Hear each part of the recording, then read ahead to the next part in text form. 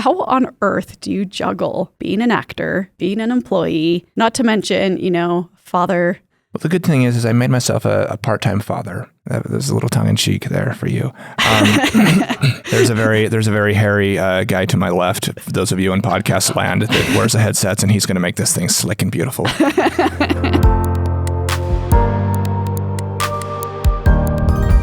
I'll say this. Every time I've gone to Hale and watched a production, I'm just like, oh my gosh, I need to be a performer on this stage.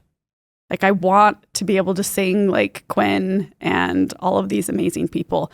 Let's say there are people out there that, unlike Kristalina, understand that that's never going to happen. Like, my vocal cords are not shaped the way they need to be shaped, right? For that dream to become a reality. But some people out there that really want to start out a career in acting, what advice do you have for them, Quinn? So, one, we do a lot of musical theater, but there's tons of great theater out there that is just storytelling. We're doing a show called Silent Sky in a couple of months, and the cast is small. It's just like 4 or 5 women, and it's based on a true story of this gal who had lost a lot of her hearing. Back in the day, the women weren't allowed to look in the telescopes to study the stars. We're talking like in the last 50, 60 years. Yeah. And this is not like a big prop up women show. This is like a good, really cool human story. But this gal, even though she was losing her hearing, she was able to figure out the distance between stars just using music and the sound waves and this distance that waves. It's really cool. What I'm saying is you don't have to be a singer to be on the stage. The second thing is Salt Lake, pound for pound, and statistically is far more involved in, and I recognize this goes into Idaho and Arizona and other places. I know that you up in Idaho Falls now just went to sleep, so stick with us. We'll come around in just a minute. But there's here along the Wasatch Front, there is an immense amount of theater opportunities for people to get involved in. And if you want to have fun telling those stories, then you just got to go get involved. Okay. Because it's something that you learn mostly by doing. You can read all sorts of books, but you've just got to get out and do it. There are different acting camps and different things that you can get involved with. We're doing more of those in partnership with Mountain America. We're offering more of those starting this summer. But just if it's similar if you wanted to, I can't, this is a terrible analogy because I'll never be there, but the Utah Jazz, none of those guys ended up playing at a professional level without playing at all sorts of other levels as well. Sure. And so there's so many opportunities to grow and awesome experiences at every single level in terms of the relationships and the stories that you tell. And like you mentioned, how you can help someone feel something that they need to feel. Yeah, I love that. Very, very cool. So tell me a little bit more about these summer camps and programs. Do you have ones for adults as well as children? What do those look like? So surprisingly, we have a masterclass series. It's about 10 or 11 series that go from how to perform through music telling to how to dance like everybody's watching to discovering the subtext in writing and different things like this. But several different subjects taught, each of them by different leaders in these areas, and we're presenting that masterclass series, which is primarily for adults, along with about 17 other things for kids, which is where we usually try and move our children off into during the summer so that mommy can breathe for 15 minutes. But we're surprised that the masterclass series is filling up as fast as any of the others, which means there are a lot of adults that want to be a part of that. So yeah, I mean, it is going to be an excellent program. And we've got a gentleman who's overseeing the education program, who has overseen arts education programs for nigh upon 18 years. Wow. He's really, really good. He's really well connected. And a lot of this will be filled by current actors, people who are already doing great things in their craft. And it's not unlike you folks at Mountain America, honestly, that are chasing off to other different conventions and associations to continue to stay up to date on just keep your chops up, basically. Yeah, very, very cool. So let's say I'd gone through some additional training on the side and I'm ready to get on the stage. Does Hale do open auditions? What does that process look like? Yes, auditions are open. One thing I mentioned that we took some lessons from the time of Corona. We've had auditions where we've had 600 and 700 and 800 people audition. Wow. And those are really, really time consuming. And so, in the world of Zoom that became all of our personas there for 15 minutes. We ended up taking a lot of online auditions, and that helps with that initial audition, and it helps in a couple of ways. One, Crystalina or Quinn, but mostly Crystalina, I'll use this, hasn't had as many audition opportunities. Yeah. And so you get there and the nerves are up and sometimes there are other people and you've had to wait and that morning you're not feeling as good physically for dancing or for singing or whatever the case may be. But and so the value in that initial video audition is you can do that thing 17 times. For those of you who are paying attention, this is actually the 4th take of this podcast that we've been listening through. All the same questions. But on video, then you can capture what you feel was your very best representation, and not only that, you may not be as strong as a sight reader for music or something like that, and so you had time to take the piece, to learn your thing, and present it in the very best possible way. So then adjudicators then can look at that and say, hey, this person did a fantastic job with the requirements that this role has. Let's bring them in, and that way you've been able to put your best foot forward. And so anybody can do that. It is an open audition. We want the cream of the crop, and we want as many people to audition as possible because that gives us a broader opportunity to select people that we think can tell a story in a really specific way. I love that. All about telling the story. Very, very cool. So going back a little bit to the fact that you're an actor, you're also one of those many full-time employees of Hale Center Theater. How on earth do you juggle being an actor, being an employee, not to mention, father, all of those other roles that you have in life? What does that look like for Quinn? Well, the good thing is I made myself a part-time father, which is probably, there's a little tongue-in-cheek there for you. There's a very hairy guy to my left, for those of you in podcast land, that wears a headset, and he's going to make this thing slick and beautiful. Anyway, it is going back to the farm thing. Yeah. It's a lifestyle choice, and it is not for everyone. Yeah. And you ask how I do it. I can do it because I have a very supportive family structure and a super supportive wife that she herself is vocally far more talented than I am, and a wonderful actor and dancer. But she's able to make our lives work all the way down to making sure that our bills are taken care of at Mountain America and all that kind of stuff. I was able to do, I generally want to try and do one show a year if I can get into one show. And that's at Hale Center Theater, that's a big commitment. That's 8 weeks of rehearsal and 9 to 10 weeks of doing a show and all the time on the sides, learning the roles and memorizing the stuff and all that kind of thing. Pardon me. I was able to do both those shows with my daughter. And so it was a ton of time with her. She was 9 years old. And so there's essentially a whole year of her life. And so right there, you're close to 10% of her entire life that's spent a lot of time on the stage. Nothing that I would encourage any of you parents to consider.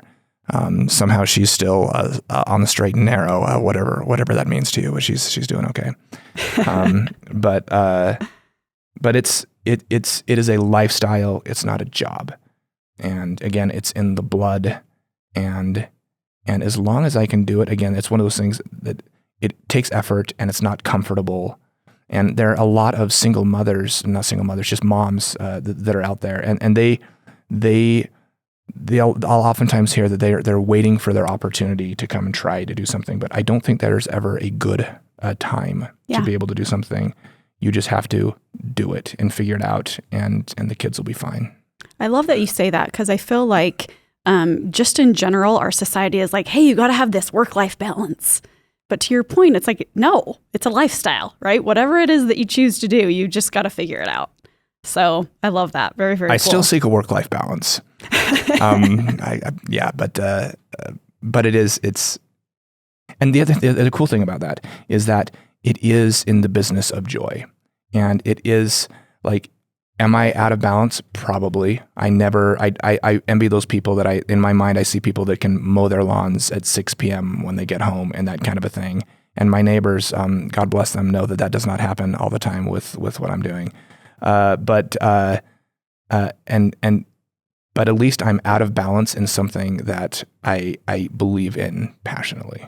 Yeah, love that. A lot of your actors, to my knowledge, also have full-time jobs. Yes. How on earth, as an organization, do you manage not only your schedule, but their schedules and all of the in-between?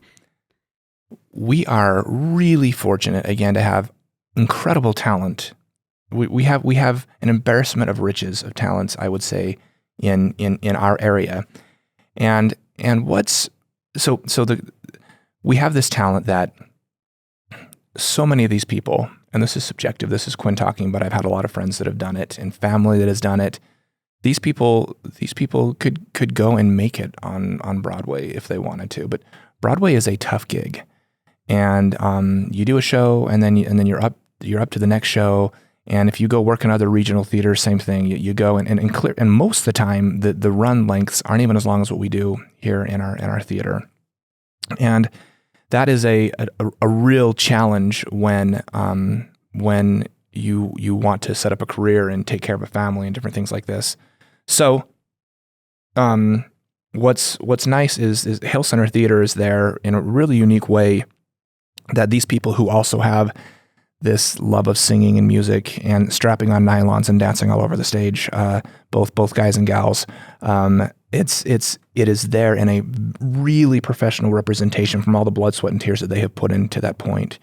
And so we're fortunate that we have organizations where someone works as a lawyer by day and they can do this thing that they're so passionate about in the evening. And sometimes, frequently, even daytime matinees where people will take time off of work because it is something that fills up their emotional well. If it's one of my sadnesses is if you think back to some of those people that had really specific talents, that are really outward talents oftentimes, and life gets away with them, and 20 years later they're just an accountant. And I don't mean that to all these incredible accountants who are super multi-talented here at Mountain America. We do have a few. but they revert solely to whatever pays their mortgage. Yeah. And you are paid as an actor and all those kinds of things, and it's helpful and all those types of things. But they put away some of that other talent that they have that's so amazing, and so it's wonderful to work in a place where people continue to develop and work on those talents along with the other things that they're doing to make their life what it needs to be. What are your thoughts on the support that you've received from the community? It's awesome. It's amazing. We'll have close to 600,000 people come through the theater this year. And to me, it shows that the community truly does support the arts. It's reflected into the truly so many artistic opportunities across the whole valley. Not as much live music as I want to see, as I would like to see, but tons of great theater at every level. Truly, there's and then Hale Center Theater is a benefactor of so much of this artistic development across the community. And so the talent is always excellent. And the arts participation, again, is about double statistically that of the rest of the nation. Wow. And it's just, it is also a good reminder of the mission of the theater. And our job is to enrich lives through world-class theater. And so we want to present theater that makes people feel good, that is uplifting, that you can take anybody from friends to family to kids to grandparents to business associates, and people are responding to that, and they're coming and they leave with smiles, and so it's doing what we all want it to do. Yeah, and so our building that we're in right now is right next to the theater. There's been several times recently where I'm trying to get into work and there's school buses everywhere. Speaking of stinky children. Yes. What on earth is happening? We have, we'll present daytime matinees to kids. They can come free of charge. We'll present educational pamphlets to educators so they can learn about the history behind Treasure Island or behind Thoroughly Modern Millie. I don't know why I said Millie. I was thinking of Unsinkable Molly Brown. Yes. Something similar. Millie names, Molly names. The music, the history, the story, just the entertainment factor for whatever's going on. We want youth to be able to come and participate. And so many of these kids have never seen anything like this before.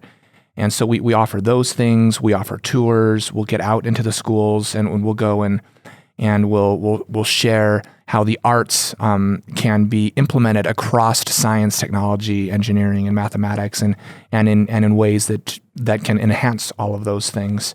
And that's another area of support where the theater does not have a separate budget to do those types of things, but because of support from folks like Mountain America, we can offer those things to the community and hopefully broaden opportunities for the youth that are out there. Awesome. So if I'm it also means you're not going to get parking here, and and so we need to communicate that as well as we can. Yeah. No, that's all just jokes, right? But let's say I'm an educator and I want my class in my underserved community to be able to come to the theater. What does that look like? What's that process? So I would say we have a gentleman who heads up our outreach education as well as our DEI initiatives. And he is amazing. He's engaging and really, really knowledgeable. And he'll find a time to come out and share some really fun things about the theater. He can also let you know about those student matinees and when those things are happening. But there's that would be a good source to go to at the first go. Okay, and correct me if I'm wrong. At hct.org, there's also a category drop down where you can go and learn more information about that whole program. Right? That's probably easier. Just do that, and then his information is there. So sometimes, folks, when you're on your next podcast, the person tries to spoon feed you the answer. And in all the bright lights, those things go away, and the more difficult, circuitous route becomes the first. Yes. Oh, you're the best. I love it.